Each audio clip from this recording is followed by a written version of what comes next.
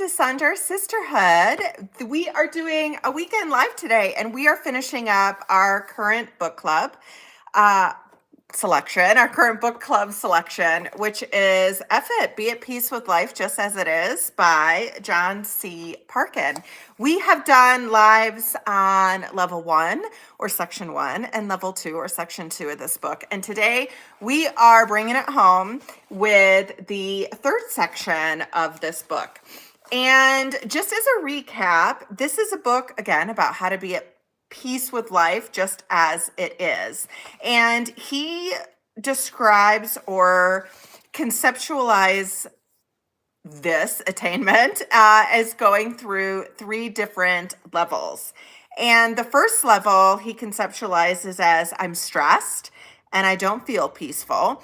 That is where many of us start out or we experience or feel least at peace when we're in that level or we're in that mindset. Level 2 is I find ways to be peaceful. So this is when we kind of acknowledge, oh, I can be at peace. And I find little spots here and there of when I'm able to do that. And then the third level, which is the level that we're going to talk about today, is I'm at peace with being stressed at times and peaceful at others, as both are a natural part of life. So again, this is a discussion on the third part of the book, F It, Be at Peace with Life Just As It Is. This is Sonder Sisterhood. I'm Carrie, and this is a channel for those who are childless, not by choice. And then also I sprinkle in some singleness over 40 in there as well. So let's get down to it. So this section of the book really kind of talks about in sort of this third level or this third section where you're recognizing that it's both and 2 things can be true at once. You can be stressed and you can have peace in your life. That peace isn't about the absence of stress. That's really important because as we talk about on this channel a lot is both things can be true. Even two things that are seemingly opposite can be true at the same time. We think about that and we're able to conceptualize that in other ways. Like we might love someone but be like really, really angry with them at the same time. All right, hang on. I'm going to move somebody out of here.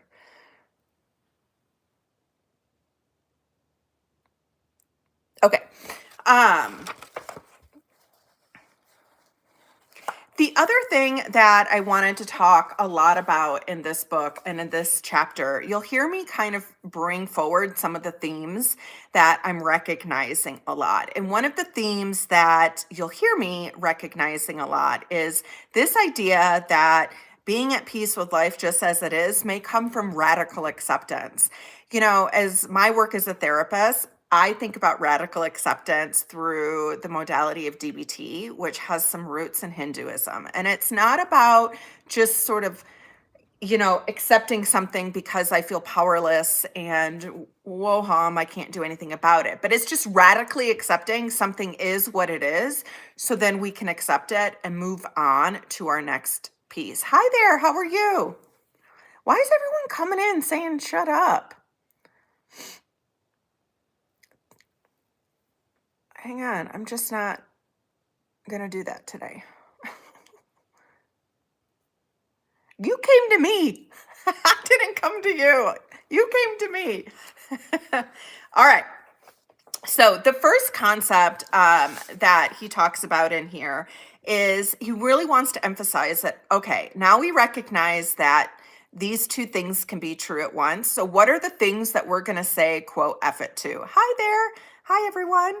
And the first thing he says we are going to say F it to because sometimes this prevents us from being at peace is caring.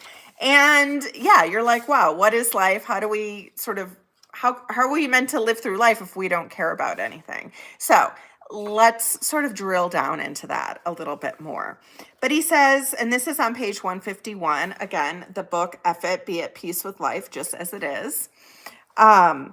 Caring too much about too many things is a path to pain. There's simply too much to go wrong and too much at stake. So it's really about identifying what are the things and prioritizing those. And that if you care about everything, you're going to feel a ton of stress. And maybe not everything deserves the same amount of care. He actually dives a little bit deeper into this. And he goes, a part of the answer is to care less about lots of things. I wish I could do this. It's actually one of the things that I'm talking with my therapist about, particularly as it relates to work. I feel a lot of non-peace, I guess we should say, in the workplace. And part of it is because I care about so much that when it goes wrong, I feel a lot of stress around that. And, you get to a certain level in the workplace and you're over a lot. And so then you're stressed all the time because something's always going wrong, right? So part of the answer is to care less about lots of things, and hopefully the things that you realize don't actually matter so much to you, right? So in the workplace, it might be, what are some certain non-negotiables? Or even in your life, what are the top 3 kind of non-negotiables that I really want to care about or I really want to prioritize? And then everything else, we just don't give it as much energy. It's more of a c'est la vie sort of attitude around it. And he really emphasizes, when you're able to say, F it, that doesn't matter, you will feel less stress and more at peace. He gives this analogy that I don't think I can explain as well, so I'm going to read through it. And this is starts on page 153. And he says, your care levels are like this tachometer, which I don't really know what that is, but it's something in your car. It's a gauge in your car that monitors a certain metric. If you care too much about too many things, you'll be stressing and straining about life too much. Like, you'll have to put so much more effort and tension, and you'll be working overtime, essentially, if you care about everything. Whereas if you can reduce your levels, you can get to a point where things are more comfortable. So if I'm constantly caring about everything, I'm really up here. And if you can bring it down, you'll start to give yourself some more bandwidth. You'll start to feel less tension because less things will feel important. So he goes on to say, my car is most comfortable at 1,500 revs per minute, and my life is most comfortable at an equivalently low rate of cares per day. So I like how he conceptualizes that. We want to have like lower rates of cares per day. And so that could even be something you ask yourself, what are my cares at today? And do I need to reduce them in order to sort of get back to some peace? Hi, everybody. Thanks for joining. So he says it's the same as in life, as we stall into depression when we... All right. So I'm actually going to reread that. So on page 153, note too that if the revs in your car drop too low, then you can lose power completely and stall. And this is where he equates this to sort of like not caring about anything or not doing anything or depression. And it's the same in life, as we stall into depression when we care for nothing at all. Getting your cares per day rate lower then is critical to increasing your chances of peace, but you don't want it to drop to 0, right? And so again, think about what you want to prioritize. Again, this is F it to caring, and also at the same time, F it, I care, that's life. Right? So 2 things are going to be true. I care about this, and that's part of life. And so I'm going to release what I can't change about this situation. And one of the things that I wrote on the side here, again, it's radically accepting these concepts. It's radically accepting I care, and that's life. I'm not going to judge myself for that. I'm not going to belittle myself for that. I'm not going to work overtime to try and figure out how to care less. I'm not going to criticize myself for not caring less, but I'm just going to radically accept I care, that's life, and I'm going to move forward. So the next thing that we're going to give up doing is effort to positivity. And he wrote this in 2017. And since then, we've heard and people talk a lot about like how toxic positivity is out there. And so you don't have to be positive and optimistic all the time. That's not peace either. That's avoidance, maybe disassociation, um, maybe delusional. But peace isn't about being positive all the time. In fact, it's kind of the opposite, as we'll start to learn more. Even if you were a positivity saint, he says on page 155, there would be days when your halo would slip and you'd say, "Oh, I knew that wouldn't last." Like it's not reasonable or realistic to be happy and positive all the time. That's not life. That's you not paying attention.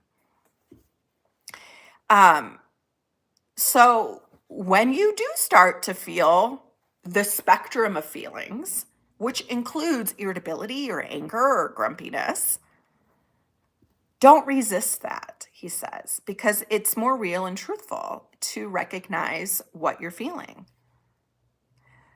The movement is natural and not forced when you allow yourself to accept what you're feeling, feel it, and then it's almost like you can tighten the grip on it and move forward and move on, right? This is really important when we talk about feelings. We can really get caught in this sense of fighting our feelings or attributing negative labels to certain feelings. And then it's almost like what we're trying to do then can't happen because now we're getting caught in this like dilemma and argument with ourselves about the feeling. Accept that this is how you're feeling. It's okay not to feel optimistic, positive, happy all the time. Accept that that's where you are and visualize almost like the vice grip sort of letting go. And you're then able to let that pass through and invite other feelings in. If we have to convince ourselves that it's okay to feel a certain way, sometimes we spend a lot of time trying to convince ourselves that it's okay. Radically accept that it is okay.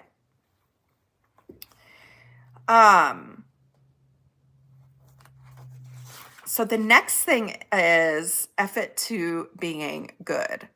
And, I think women in particular get caught up in like the nice girl syndrome, that being good is one of the best qualities someone can have. Hi there. We are talking about the last section of the book, Effort, Be at Peace with Life, Just as It Is by John C. Parkin. So again, just like it's not realistic to be positive and optimistic all the time, it's also not realistic to be quote unquote good all the time. Like that is not how humans are built. We have a spectrum of feelings. We have a spectrum of characteristics. Now, we may not want to hang out on sort of the, for lack of a better word, lower end of the spectrum, right? But the balance is where we want to be. Both polar opposites aren't great. Sometimes I talk, I'm a therapist, so I talk about this. Like someone who's euphoric and happy all the time, like I I know that's not exactly what he's talking about here, but like that's a mental health diagnosis, right? Like that's mania. Like we are not meant to live in that state. We're also not meant to live in the other state, right? And so it is, hey, sometimes I'm going to be good and sometimes I'm not. But I'm not going to judge myself based on that. All right, the next thing that we're going to effort in order to help ourselves be at peace with life just as it is we're going to effort to being authentic. Yeah, he went there. He absolutely went there. And he really kind of talks about how authentic is now like the new good, right? Like, you want to be a good person. You want to be good. Well, now it's all about you got to be authentic. You want to be authentic. Like in the content creating space, they talk about that a lot. I don't even know how someone could show up and not be who they are, but I guess people do. I guess that's called acting. I guess people do it actually all the time. So we said, oop, there's my dog moving around, is it is okay to sometimes be inauthentic, right? Like sometimes you're going to answer the question inauthentically because you want to move on to the next thing. And that's okay. You get to decide what's right for you. Again, he's really emphasizing staying out of the sort of polar opposites of things, but finding the middle, radically accepting, and then also not judging yourself. Hi there. We are talking about the third section of the book, F It, Be It Life, Be at Peace with Your Life Just As It Is. So the fifth thing he says to F it in order to be at peace with your life just as it is F it to being patient. I know he sort of goes for the drama factor here in some of this. And basically he just says on page 166, just embrace what feels right at the time. You don't have to always suck up every feeling. You don't have to stuff a feeling that may not be quote unquote good or authentic or patient, but accept that that's where you're at. Don't try and fight it. It'll allow you to move through it and move forward into the next thing sooner. Number 6, F it to how it's supposed to go. This one I was really glad he included because we all enter most days, most moments, most situations with an expectation of how we want something to go. And then how do we feel if something doesn't meet that expectation? We're stressed, we're pissed. It could be something like, I have an expectation that I'm leaving work at this time, and so traffic isn't going to be the way it is. Then there's an accident, and now I am miffed, right? I am no longer at peace. And he's saying, let it go. What's supposed to be will be. Again, I'm going to read this particular paragraph just because I think he describes it more than I can sort of reconceptualize it. So on 168, he says, well, F it to how it's supposed to go. I hereby attempt to embrace how it goes in real time unfolding reality rather than how it's supposed to go. It is, after all, the gap between how I want it to go and how it actually goes that causes me the most pain. And to close that gap, I must simply accept more what happens as it happens. This, I think, is especially true when there's things that we cannot control. Human beings tend to sort of overly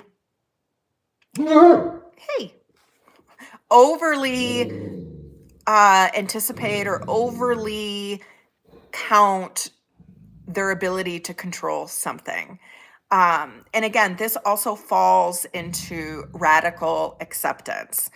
When we think about some of the geopolitical things that are going on, maybe when we think about maybe a relationship that we have with somebody else, or we think about a relationship that we don't have, it's radically accepting who that person is. I'm not going to change them. So now I'm either going to engage in this relationship knowing what it is, or I'm going to accept them for who they are, which is not easy, right? Okay, number 7. This one, I was like, I gotta reread this a few times. F it to loving. And he says, again, don't get down on your non-loving self and behavior. That being at peace with how you are as you are in life as it is. And basically saying you're not going to love everything. And that's okay. You're not going to love everything. You're not going to love everybody. And be at peace with that. That's okay. It doesn't make you a bad person. Hey. You know, I think sometimes people talk about this, even in terms of family members.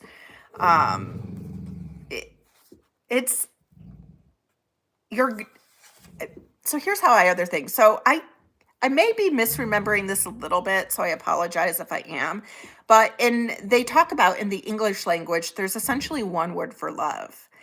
And in one of the native languages, I think it might be the Inuits, It's either that or maybe one of the Native American languages.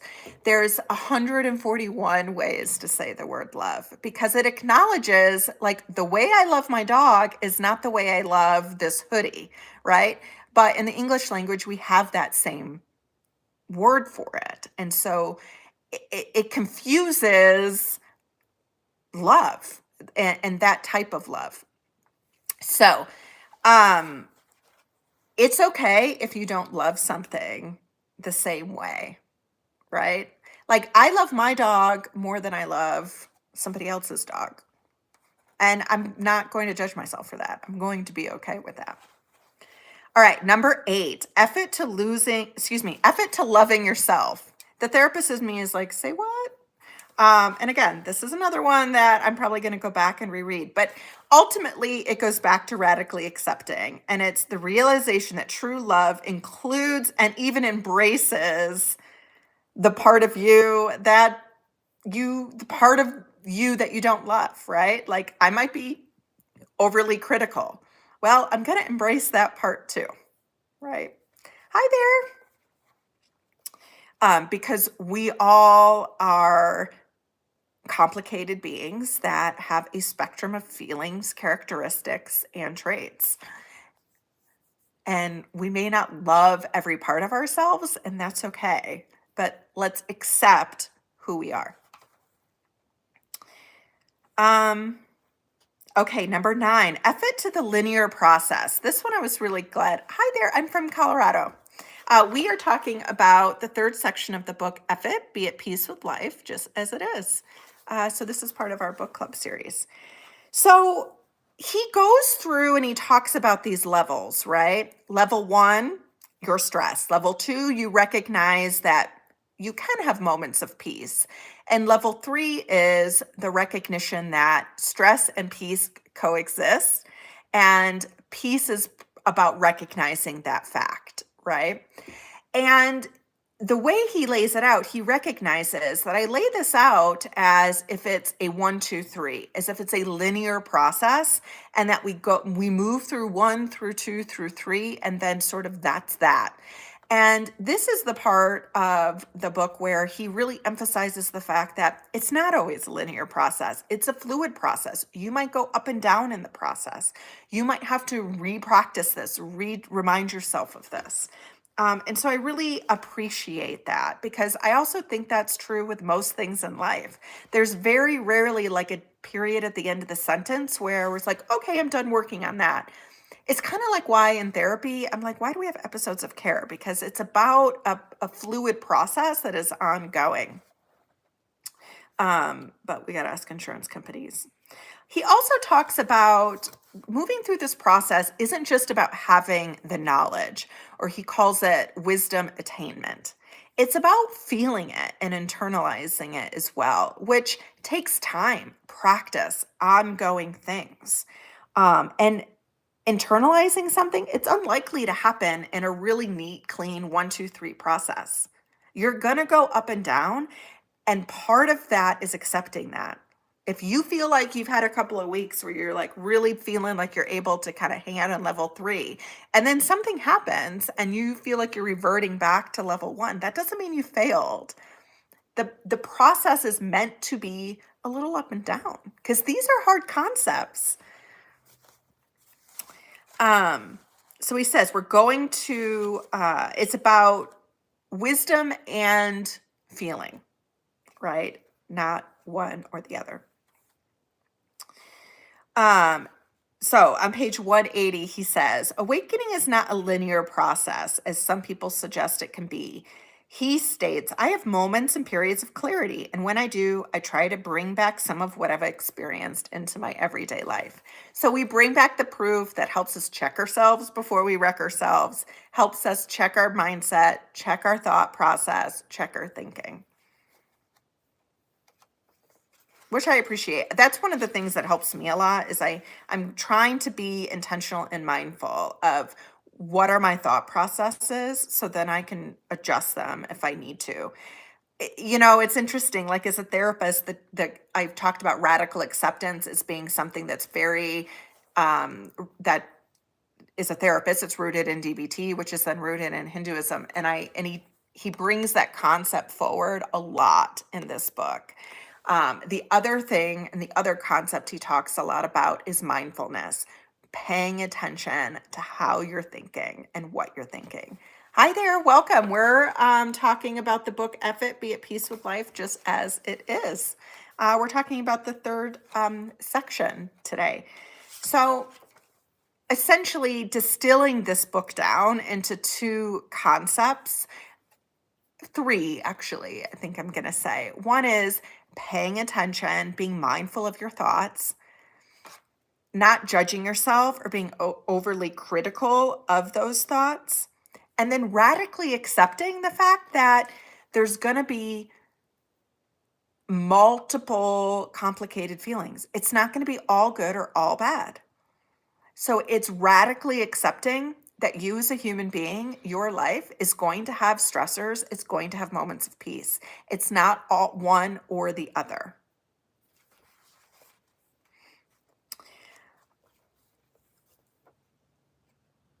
He talks about, we're also going to say F it to doubt, which I don't know. Sometimes I feel like that's half my personality is like doubting everything. But he quotes a quote by Bolt Taylor: "Peace is only a thought away, and all we have to do to access it is silence the voice of our dominating left mind." He basically talks about the left side of our brain. I don't know if this is true. This is just what he wrote. Is sort of that doubt, all the noise, all the voices, all the things that get us to question everything. And when we can quiet that, we can experience more peace, which is easier said than done, again. But it's not about perfection. It's not about it being at 100%. Even if you can work on these concepts and you're getting 1% more peace, that's something. That's better than where you're at now. So that quote really highlights that peace isn't something else. It's not outside of you. It's within you. This also piggybacks a little bit with the book, The Courage to Be Disliked. The idea that we can use our thoughts and the way we conceptualize things, the way we talk about ourselves, in order to change some beliefs that may not be serving us. And so it's not about surrounding ourselves with different people necessarily. That may be part of it, but it's not about waiting for somebody else to do something. Peace is within us, and we can access it within us. And he says, underneath the noise of everything is peace. And because it's noisy and it's loud, that's where we tend to concentrate our thoughts. So if we can shift where we're concentrating our thoughts, we can experience more peace. And then he talks about just really reminding yourself that inherently everything's going to be fine. And that's a hard concept. But when you start to worry about like geopolitical things, or, he talks about it within the context of like nuclear war, for example, like reminding yourself, comforting yourself that everything is going to be okay. It doesn't mean that really hard things aren't going to happen, but that's not a peaceful life necessarily either. It's about recognizing that when and if they do, it will be okay. And so 195, he says, namely, even when you don't feel at peace and the world in your life feel anything but, you are underneath at peace. So some reminders to emphasize before we close. He says, be at peace with difficulty. That's a part of life. Be at peace with injustice. Unfortunately, that is a part of life. Now, he does emphasize that doesn't mean that you're not going to experience anger about it. It doesn't mean that you might not like protest or do things like that. But what it means is you're accepting that this is a part of life, right? And I'm going to instead focus on what I can control. So remembering our underlying at peace nature doesn't exclude or banish the fight or the anger. Instead, it's the opposite. It includes all of it, full stop. Again, when you're able to accept how you're feeling, you may be able to move into some action phase. Hi, everyone. Okay, the next thing I want to emphasize, or that he wants to emphasize, is F it. Be at peace with stress and anxiety. He states, this is a quote, both stress and anxiety should not simply be seen as, quote, wrong, and therefore something to be eliminated. Our stress response and our anxiety response is an essential survival response, and we never want to train it out of ourselves. This is very true. You know, in the therapy world, we sometimes talk about like anxiety in particular as equivalent to kind of like that smoke alarm, where you want to have the smoke alarm there. Because when there's something that you need to take action on, in the smoke alarm example, a fire, you need the alarm to go off. So then you know it's happening and you can do something about it to help keep yourself safe. Some people, anxiety can go a little overdrive where sometimes the smoke alarm goes off and it's not because there's a fire, right? It's because the batteries need to be changed or it's foggy out. Not out, but like, you know, when you take a shower and it steams up, that's what I mean. And so recognizing what is the false alarm versus not the false alarms. And again, we emphasize that to say is we actually need stress and anxiety in order to help us. There's also some people who talk about there's likely an evolutionary root in that where, you know, when the old cliche in the caveman days, I guess, you needed to have some anxiety to like look and identify and figure out what your surroundings are. So stress and anxiety, some people even kind of talk about it as a superpower, not trying to talk about it when it sort of is off the charts. Again, we want to stay away from the polarities. When I talk with clients about anxiety, I talk about it as a bell curve, right? Not enough anxiety means we're not going to look both ways before we cross the street because we're just not worried about that bus coming, right? On top of the bell curve, that's when the anxiety might help us meet some deadlines, keep ourselves safe, get us to take action on something. The other side of the bell curve, though, is when you have too much anxiety, then we sometimes can get paralyzed, right? Where we can't make a decision because every decision feels really high stakes, or we feel so stressed that we just can't move because our body starts to be like, you're flooded, we're going to stop and recoup.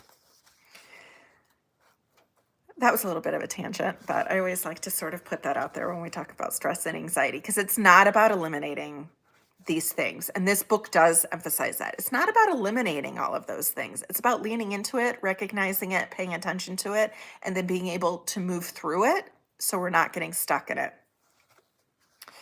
Be at peace with failure. Hell yeah, right?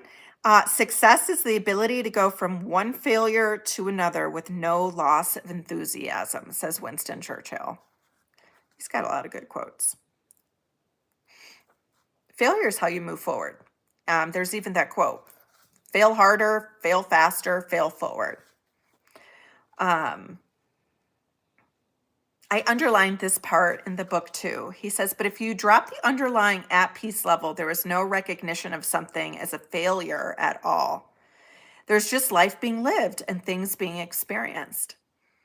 And sometimes it's not going to go the way you planned. The next thing to emphasize is F it. Be at peace with hurtful people. Like they're out there, they're around. There will always be hurtful people out there. But he says the biggest hurt is for us to get stuck in that, right? It's for their hurt to become our hurt and we're us not being able to move through it and move past it. It doesn't mean you might not have to process that. It doesn't mean that you're not going to need interventions around that. It doesn't mean that you're not going to experience anger or frustration around that. But again, it's about not getting stuck in those moments and recognizing that this is a part of the larger piece of life. Be at peace with bad things happening. That's hard, especially now. And this is where he goes back to sort of that inherent concept of everything will ultimately be okay. Whatever okay is, it will be okay. F it, be at peace with the bomb. Okay. Easy to say when they're not dropping on you, probably, right? But again, he talks about it's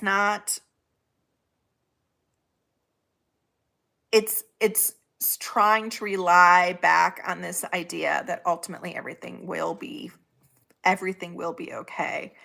And then to close, he just really again talks about it's not so much the understanding of these concepts, but it's the feeling of the concepts. And that takes repetition, consistency, practice, support, all of those things. Again, what I really like about this book is, again, emphasizes that we don't have to wait on other people. We don't have to change other people, but we can just shift how we think about things. And again, just to emphasize, he really talks about being intentional and starting to pay attention to your thoughts. Oftentimes we'll have thoughts that feel so automatic that our then feelings that we experience are so quick that we don't even connect the two. We just know we're experiencing something and then we act on those feelings. So slowing down to pay attention to your thoughts, it's like throwing a stick in the road if you're like cascading down. Or the other way I talk about it is like you're pulling the brake a bit on the runaway train. So you're paying attention to your thoughts, because when you're able to do that, then you can shift what you can pay attention to. Not saying it's going to be easy, but it gives you the ability to act and take action on your own behalf. Then we're going to radically accept what is and who we are, and radically accept that multiple things can be true at the same time, even if they appear opposing. You could be a really good person and have some, quote, bad moments or bad thoughts, right?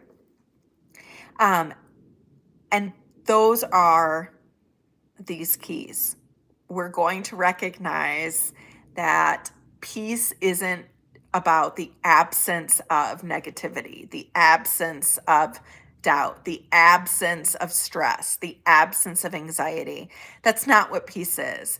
Peace is about integrating the fact that we know those things are going to happen. We know we're going to experience those things, and we're going to accept it and not get stuck in it, not judge ourselves around it. And we're going to